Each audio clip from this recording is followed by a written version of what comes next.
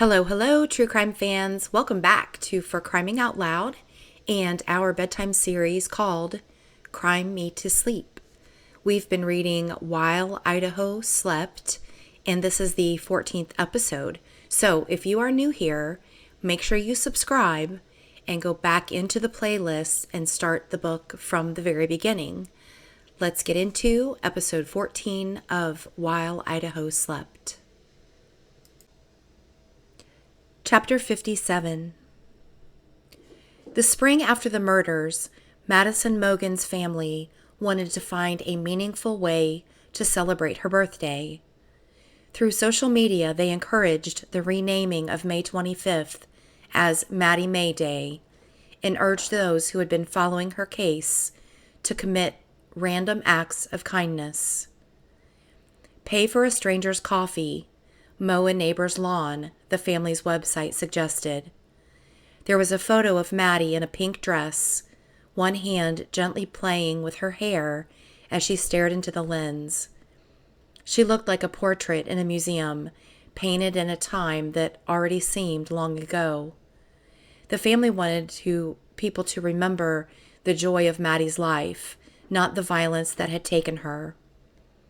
"We were just so lucky to have her in our life for the time that we did," Ben Mogan said to his local Fox station about the inspiration for Maddie May Day, whose hashtag spread across social media beneath posts about good deeds offered in Maddie's name. There were photos of flowers and cookies given to strangers, boxes of donuts somebody had brought for their office mates, gift cards slipped into the palms of people who were struggling, whipped coffees purchased for employees at a fruit market, and hugs upon hugs doled out. "Maddie May, I didn't know you, but I'm inspired by your story," somebody wrote on Instagram. "You make me want to live a life to the fullest and be the best person that I can be." If there was a takeaway, Ben would have wanted it to be that. He remained in North Idaho, where Maddie's childhood felt omnipresent. He was working 2 jobs, some days, with counseling sessions in between. "I work a lot," he says, as if that were the sum total of his life now. And he was trying to move past the pain of losing his daughter. Other than to promote her birthday, he had been backing away from the media as much as possible. So had others associated with the case, like Jack Showalter, the young man who had been at the grub truck in downtown Moscow with Kaylee and Maddie on the night of their murders, after being seen on the grub truck's live Twitch feed during turning his baseball cap forward and pulling his hooded sweatshirt over top of it. Showalter had become known as Hoodie Guy to social media sleuths and the mainstream true crime media alike. Before there was an arrest in the case, Showalter's image appeared in the broadcasts of nearly every major network covering it. His alibi, that he had driven home overnight to see his family at 2 a.m, after a night of drinking and through wicked mountain passes, didn't make sense to a bloodthirsty public in the seemingly endless weeks before a suspect had been caught. Although Showalter had been cleared by police, he received death threats online. The telephone numbers and addresses of his family had been doxed, and once it was discovered that his parents, both physicians in Boise, quote, had money, unquote, Showalter was really cooked in the opinion of the amateur sleuthing community. Some suspected the Showalter family was politically connected and avoiding accountability because of it. One person falsely claimed that the Showalter's uncle may even be the state attorney general. Even Steve Gonzalez had briefly thought Showalter was a viable candidate for suspicion, since the whole Showalter family had reportedly flown to Africa immediately after Jack's drive home on the night of the murders. Some people came to us and said that he's out of the country. He didn't take a DNA test, Gonzalez told the New York Post in the initial days of the investigation. So we would like police to tell us what his alibi was. Gonzalez's suspicions and his demand for more information about Showalter were understandable to many. His daughter had been murdered, and somebody was supposed to go down for that. Any father would ask questions. By December, Showalter had gone into relative hiding with his family on their 2-acre property in the foothills behind Boise, with the drapes closed on the windows of their big family house. There were paparazzi at the end of their long private drive. Once Koberger was captured, none of those early suspicions mattered anymore, but they mattered to Showalter. Hoodie Guy was just a college kid when all of this had started, and now there were untold millions of social media hits linking him to the crimes. Those links and his emotional ties to the victims would never go away. Dylan Mortensen and Bethany Funk had also endured rumors that they had been involved in the homicides. Most of the speculation derived from the puzzle of why neither had called the police until almost 8 hours after their roommates had been killed. Dylan took the brunt of the harassment, especially after it was learned that she had heard cries or other unusual sounds and had heard a man say, "It's okay, I'm going to help you." She had even seen a masked man leaving their home. And then, what? She pretended nothing had happened and went back to sleep? She had to have known, was the sentiment. She was called a killer by the online mobs. She was called a drug dealer by those who made false claims that she and her boyfriend were moving product and that the killings were related to foul play. If Dylan had known, or even just subconsciously feared, what had happened to her roommates, although nothing appeared to have implicated her in that, there are trauma-related reasons for a person to delay reporting violence. It is common to be seized by fear, and psychologists have seen a wide variety of responses to brutal crimes. Famously, an ex-Buffalo University student who found her sorority sister raped and bludgeoned in bed called 911, but only because she thought her roommate was unconscious from choking on vomit. "I only saw liquid, her hair caked in her face, tongue sticking through her teeth," Anna Zabel, now in her 50s, told a Daily Mail reporter, speaking in defense of Dylan Mortensen. Only after paramedics arrived and commented on the bedroom being soaked in blood did Zabel notice it. The psychologist said it was a protective mechanism, but the wall had what looked like red broom marks. While Bethany had gone into hiding from the paparazzi in Reno, Dylan had also been driven underground when the Daily Mail had surveilled her family residence in Boise before posting a photograph, allegedly of Dylan, walking to a Starbucks alongside the caption, "The University of Idaho sophomore was wearing shorts in chilly weather and had her hair pulled back." The photo, blasted across continents, was actually of Dylan's younger sister, a 17-year-old minor. That hadn't set well with the girl's father, Brent Mortensen. "I'm a pretty big guy," he says, nodding to the physicality he could have used on photographers if he had been a different type of person. Dylan was his firstborn daughter, and she was getting dragged through social media and the tabloids. All the shit they said about her, he said. He was obviously hurting, and his daughter, like the Showalters, has pulled the drapes closed. Chapter 58. Among the reasons social media skeptics had been manufacturing speculation that Dylan and Bethany were involved in the King Road homicides was an unusual unfolding of events on the morning of November 13th. Upon discovering the murders, either Dylan or Bethany, or both, had reportedly summoned sorority and fraternity associates of the victims of the residence to the residence before anyone called 911. Several friends came over, Hunter Johnson included.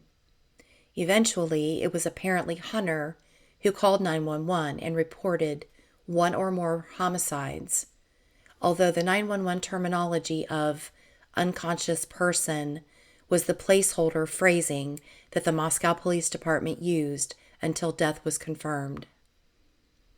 The police reportedly arrived to a small gathering of students outside the house, all of them visibly upset. It wasn't unreasonable for online sleuths to wonder how long the victim's friends from the Greek system had been at the residence before Hunter called the police, and whether or not anything else had transpired in that time frame. Had the students accidentally interfered with evidence, intentionally cleaned up the scene, or mischievously gotten their stories straight, if only to cover for something unrelated to the murders? The Moscow Police Department reportedly had those same questions, which, following standard policy, were asked of the surviving victims behind closed doors. The general public wouldn't get answers until a suspect was brought to trial, if even then. That hadn't stopped the media from trying to uncover those answers, and others, of course. Reporters had seemingly unending questions for the victims' friends, and if they couldn't be reached, their collegiate hangouts and places of employment were visited. The Mad Greek and the Corner Club received the most inquiries, with journalists dragging camera crews inside or waiting on sidewalks for inbound customers. At the Corner Club, the doorman had to continually throw out members of the press for bothering their clientele with questions about how drunk Maddie and Kaylee had been on the night of their murders, how devious they believed either Jack DeCour or Jack Showalter might be, how close Adam the bartender might have been with one of the girls. Sometimes the new visitors to local watering holes seemed of a more depraved or possibly heartbroken variety than traditional media members. They snapped selfies in front of the Mad Greek's cinched drapes, shot video from cell phones while driving by, or just stared blankly at the front door, as if looking at a ghost. In front of the murder house, as it continued to be called, some who had traveled miles reportedly filmed TikTok dances for their followers. Things had gotten clearly out of hand. But amid all the craziness surrounding the mystery of the King Road homicides, a secondary mystery unfolded online. In the University of Idaho Murders - Case Discussion Facebook group, a user named Papa Roger had been commenting on intimate details of the case, some of which seemed eerily insightful. This was long before a suspect had been found and before any details of the crime scene were released to the public. Papa Roger's avatar, a computer-generated photo he chose to represent himself, looked shockingly similar in retrospect to Brian Kohberger. But Papa Roger had been posting his theories and questions about the murders long before Kohberger was a known suspect. On November 30th, he posted, "Of the evidence released, the murder weapon has been consistent as a large fixed-blade knife. This leads me to believe they found the sheath." Police had said they were seeking the public's help in searching for that style of weapon, but they had not said why. Not until Kohberger was arrested did the police learn of the K-bar knife sheath that had been left at the scene. At one point, according to Newsweek, Papa Roger began to argue about the murders with another Facebook user who asked, "Why do you communicate like a serial killer?" The creep factor that Brian Kohberger had reportedly been known for was also apparent in Papa Roger, who was later removed from the Facebook group by its administrators. When questioned months later about whether Kohberger might have been Papa Roger, one of the Facebook group's admins said that whoever it was on here and argued incessantly with people and said some really creepy stuff and posted similar questions to Brian's crime questions, meaning Kohberger's Reddit survey of criminals in conjunction with his graduate work. She stated that, coincidentally, we removed Papa Roger at 7:10 the evening before Brian's arrest. He created a group page and had 6 people in it. No one has heard from Papa Roger since the arrest. And simultaneously on Reddit, a user who called himself Inside Looking had been posting in the Moscow Murders thread. His profile photo was that of a masked man dressed in all black, like the intruder Dylan Mortensen had privately described to police. In a post, Inside Looking wrote that the killer parked behind the house, approached property through tree line, entered sliding door and left it open, committed murders, and exited sliding door. After Kohberger's arrest, retired FBI agent Jennifer Koffendorfer spoke to major TV networks about her belief that Papa Roger had indeed been Kohberger, and that the name had perhaps been borrowed from a 2014 misogynist incel hero named Elliot Rodger, who killed 6 people in a stabbing and shooting spree that included an attack on an Alpha Phi sorority house in California. All 6 victims were college students. It did not seem a coincidence that among the items seized from Kohberger's home in Pennsylvania, according to the evidence log, was a book with underlining on page 118. Elliot Rodger had written a manifesto that described his loneliness and inability to connect with women. On page 118 of that manifesto were the lines, "Women must be punished for their crimes of rejecting such a magnificent gentleman as myself. All of those popular boys must be punished for enjoying heavenly lives and having sex with all the girls while I had to suffer." Discussing similarities between the two men, Koffendorfer told podcaster Tyler Feller, "It's a view of rejection throughout their whole lives that they had to really endure.